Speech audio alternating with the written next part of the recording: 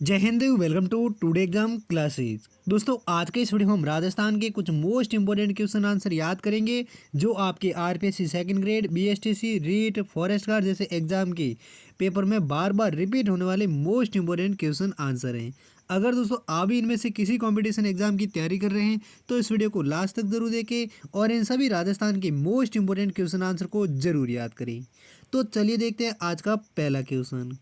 पहला क्वेश्चन है, राज्य में निवेश को बढ़ावा देने के लिए सरकार द्वारा निवेश प्रोत्साहन नीति कब लागू की गई थी? तो इस सवाल का सही जवाब देगा ऑप्शन है ए, 1 जुलाई 2003 को राज्य में निवेश को बढ़ावा देने के लिए राजस्थान सरकार द्वारा निवेश प्रोत्साहन नीति लागू की गई थी। कब लागू की थी निवेश प्रोत्साहन नीति? 1 जुलाई 2003 को। नेक्स्ट अगला दूसरा क्वेश्चन है, राजस्थान में होने वाली वर्षा के लिए उत्तरदायी ग्रीष्मकालीन मानसूनी पवनें किस महासागर से आती हैं? तो इस सवाल का सही जवाब देगा ऑप्शन है बी, राजस्थान में होने वाली वर्षा के लिए उत्तरदायी जो ग्रीष्मकालीन मानसूनी पवनें हैं वो हिंद महासागर से आती हैं। अगला नेक्स्ट तीसरा क्वेश्चन है, जैसलमेर में स्थित गढ़सीसर तालाब रावल गढ़सी सिंह द्वारा कब निर्मित करवाया गया था? तो इस सवाल का सही जवाब देगा ऑप्शन ए, 1340 ईस्वी में जैसलमेर में स्थित गढ़सीसर तालाब का निर्माण है वो रावल गढ़सी सिंह द्वारा करवाया गया था। कब करवाया था? 1340 ईस्वी में। और किस तालाब का? गढ़सीसर तालाब का, जो राजस्थान के जैसलमेर जिले में स्थित हैं। और इस गढ़सीसर तालाब के किनारे पर जैसलमेर लोक संस्कृति संग्रहालय भी स्थित हैं।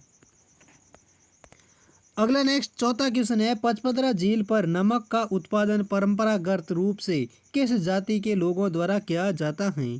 तो इस सवाल का सही जवाब देगा ऑप्शन है सी, पचपदरा झील पर नमक का उत्पादन है वो परंपरागत रूप से खारवाल जाति के लोगों के द्वारा किया जाता है। और ये पचपदरा झील है जो राजस्थान के बाड़मेर जिले में स्थित है और यहाँ के नमक में सोडियम क्लोराइड की मात्रा है वो 98% पाई जाती है। अगला नेक्स्ट पांचवा क्वेश्चन है, चंबल नदी पर कुल कितने बांध बनाए गए हैं? तो इस सवाल का सही जवाब देगा ऑप्शन ए, चंबल नदी पर कुल 4 बांध बनाए गए हैं। पहला है गांधी सागर बांध जो मंदसौर मध्य प्रदेश जिले में स्थित है, और दूसरा है राणा प्रताप सागर जो राजस्थान के चित्तौड़गढ़ जिले में स्थित है, तीसरा है जवाहर सागर बांध जो कोटा जिले में स्थित है, और चौथा है कोटा बैराज, ये भी कोटा जिले में बने हुए हैं। यानी चंबल नदी पर 4 बांध बने हुए हैं। कौन कौन से? गांधी सागर, राणा प्रताप सागर, जवाहर सागर और कोटा बैराज। नेक्स्ट अगला छठा क्वेश्चन है, 1301 ईस्वी में अलाउद्दीन के आक्रमण के समय रणथंभौर का शासक कौन था? तो इस सवाल का सही जवाब देगा ऑप्शन डी, जब अलाउद्दीन खिलजी ने 1301 में आक्रमण किया रणथंभौर पर, तब रणथंभौर का शासक था हमीर देव। अगला नेक्स्ट सातवां क्वेश्चन है, पूर्वी मैदान में स्थित माई बेसिन की औसत ऊंचाई कितनी है? तो इस सवाल का सही जवाब देगा ऑप्शन सी, पूर्वी मैदान में स्थित माई बेसिन की जो औसत ऊंचाई है वो 200 से 400 मीटर तक है। और माई बेसिन है वो प्रतापगढ़, डूंगरपुर, बांसवाड़ा एवं दक्षिणी पूर्वी उदयपुर में स्थित या विस्तृत है। नेक्स्ट अगला आठवां क्वेश्चन है, अरावली पर्वतमाला की कोमलगढ़ चोटी की ऊंचाई कितनी है? तो इस सवाल का सही जवाब देगा ऑप्शन है डी, अरावली पर्वतमाला की कोमलगढ़ चोटी है जो कोमलगढ़ चोटी उदयपुर में स्थित है, उसकी ऊंचाई है 780 मीटर। और कोमलगढ़ की चोटी एक राजसमंद जिले में है जिसकी ऊंचाई है 1224 मीटर। तो दोस्तों ये आप जरूर याद रखें, अगर पूछे कोमलगढ़ की उदयपुर में स्थित चोटी की ऊंचाई कितनी है तो हो जाएगी 780 मीटर, और राजसमंद की पूछे तो हो जाएगी 1224 मीटर। और 1434 मीटर है वो जरगा पर्वत चोटी की ऊंचाई है, और 1722 मीटर है वो गुरु शिखर की ऊंचाई की या गुरु शिखर चोटी की ऊंचाई है। नेक्स्ट अगला नौवां क्वेश्चन है, साल 2011 की जनगणना के अनुसार सबसे कम लिंगानुपात वाला संभाग कौन सा है? तो इस सवाल का सही जवाब देगा ऑप्शन बी, भरतपुर संभाग है जिसका लिंगानुपात सबसे कम है साल 2011 की जनगणना के अनुसार। जबकि सबसे अधिक लिंगानुपात है वो है उदयपुर संभाग में। भरतपुर संभाग का गठन है वो साल 2005 में किया गया था, जबकि उदयपुर संभाग का गठन है वो वर्ष 1949 में किया गया था। और भरतपुर संभाग है जो सबसे नवीनतम यानी सबसे अंत में बनाया गया 7वां संभाग है। और दोस्तों भरतपुर संभाग में कौन कौन से जिले शामिल हैं ये आप कमेंट सेक्शन में लिखकर जरूर बताइए। अगला नेक्स्ट 10वां क्वेश्चन है, किस झील के तट पर स्थित राजमहलों को प्रसिद्ध इतिहासकार फर्ग्यूसन ने राजस्थान के विंडसर महलों की संज्ञा दी है? तो इस सवाल का सही जवाब देगा ऑप्शन ए, पिचोला झील के तट पर स्थित राजमहलों को प्रसिद्ध इतिहासकार जिसका नाम फर्ग्यूसन था, जिन्होंने इन सभी राजमहलों को राजस्थान के विंडसर महलों की संज्ञा दी थी। किस झील के तट पर है ये राजमहल? पिचोला झील के तट पर। और पिचोला झील है वो राजस्थान के उदयपुर जिले में स्थित हैं। अगला नेक्स्ट 11वां क्वेश्चन है, 33 करोड़ देवी देवताओं की गद्दी कहाँ स्थित है? तो इस सवाल का सही जवाब देगा ऑप्शन डी, 33 करोड़ देवी देवताओं की जो गद्दी है वो जोधपुर के मंडोर में स्थित हैं। नेक्स्ट अगला 12वां क्वेश्चन है, गागरोन का दुर्ग किन नदियों के संगम पर स्थित है? तो इस सवाल का सही जवाब देगा ऑप्शन डी, काली सिंध व आहू नदियों के संगम पर गागरोन का दुर्ग स्थित है। और गागरोन का दुर्ग है जो एक जल दुर्ग है जो बिना किसी नींव के सीधे चट्टानों पर खड़ा किया गया एक दुर्ग है। कौन सा दुर्ग? गागरोन का दुर्ग, जो काली सिंध एवं आहू नदी के संगम पर स्थित है। अगला नेक्स्ट 13वां क्वेश्चन है, किस समिति की सिफारिश पर 1999 में राजस्थान में पर्यटन को उद्योग का दर्जा दिया गया था? तो इस सवाल का सही जवाब देगा ऑप्शन ए, मोहम्मद यूनुस खान समिति की सिफारिश पर साल 1999 में राजस्थान में पर्यटन को उद्योग का दर्जा दिया गया था। किस समिति की सिफारिश पर? मोहम्मद यूनुस समिति की सिफारिश पर। और कब? साल 1999 ईस्वी में। अगला नेक्स्ट 14वां क्वेश्चन है, शीशफूल नामक आभूषण शरीर के किस अंग पर पहना जाता है? तो इस सवाल का सही जवाब देगा ऑप्शन सी, शीशफूल नामक आभूषण है वो शरीर के सिर पर पहने जाने वाला एक आभूषण है। अगला नेक्स्ट 15वां क्वेश्चन है, युद्ध में जीत की आशा समाप्त होने पर अपनी रक्षा हेतु अपने आप को अग्नि में जला देना कौन सी प्रथा है? तो इस सवाल का सही जवाब देगा ऑप्शन बी, अगर युद्ध में जीत की आशा समाप्त होने पर कोई भी सैनिक अपनी रक्षा के हेतु अपने आप को अग्नि में जला देता है तो उस प्रथा को जौहर प्रथा कहा जाता है।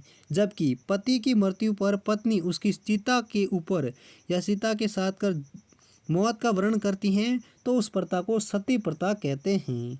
यानी जौहर प्रथा है वो युद्ध में जीत की आशा समाप्त होने पर अपनी रक्षा के लिए अपना आप को अग्नि में जला देना है, वो होती है जौहर प्रथा। और पति की मृत्यु पर पत्नी है उसकी चिता के साथ जलकर मौत का वर्ण करती हैं, उसे सती प्रथा कहते हैं। नेक्स्ट अगला 16वां क्वेश्चन है, खुमान रासो नामक कृति के लेखक कौन हैं? तो इस सवाल का सही जवाब देगा ऑप्शन डी, खुमान रासो नामक कृति के लेखक हैं वो दलपत विजय हैं। अगला नेक्स्ट 17वां क्वेश्चन है, रावल जैसल ने कब त्रिकुट पहाड़ी पर जैसलमेर दुर्ग का निर्माण करवाकर अपनी राजधानी बनाया था? तो इस सवाल का सही जवाब देगा ऑप्शन ए, 1155 ईस्वी में रावल जैसल ने त्रिकुट की पहाड़ी पर जैसलमेर दुर्ग का निर्माण करवाया कर अपनी राजधानी बनाया था। नेक्स्ट अगला 18वां क्वेश्चन है, राजस्थान की कौन सी बोली की उत्पत्ति गुजरी अपभ्रंश से मानी जाती है? तो इस सवाल का सही जवाब देगा ऑप्शन ए, राजस्थान की मारवाड़ी बोली है जिसकी उत्पत्ति गुजरी अपभ्रंश से मानी जाती है। अगला नेक्स्ट 19वां क्वेश्चन है, निम्नलिखित में से किस स्थान पर बोरा समुदाय का उर्स लगता है? तो इस सवाल का सही जवाब देगा ऑप्शन है डी, गलियाकोट डूंगरपुर में या गलियाकोट स्थान पर बोरा समुदाय का उर्स लगता है। और ये गलियाकोट में बाबा फखरुद्दीन की दरगाह पर बोरा समुदाय का ये उर्स लगता है। और किस जिले में लगता है? डूंगरपुर जिले में गलियाकोट में। नेक्स्ट अगला 20वां क्वेश्चन है, फूलडोल का मेला कहाँ आयोजित होता है? तो इस सवाल का सही जवाब देगा ऑप्शन ए, फूलडोल का जो मेला है वो शाहपुरा भीलवाड़ा में आयोजित होता है। नेक्स्ट अगला 21वां क्वेश्चन है, चित्तौड़गढ़ में विजय स्तंभ का निर्माण किसने करवाया था?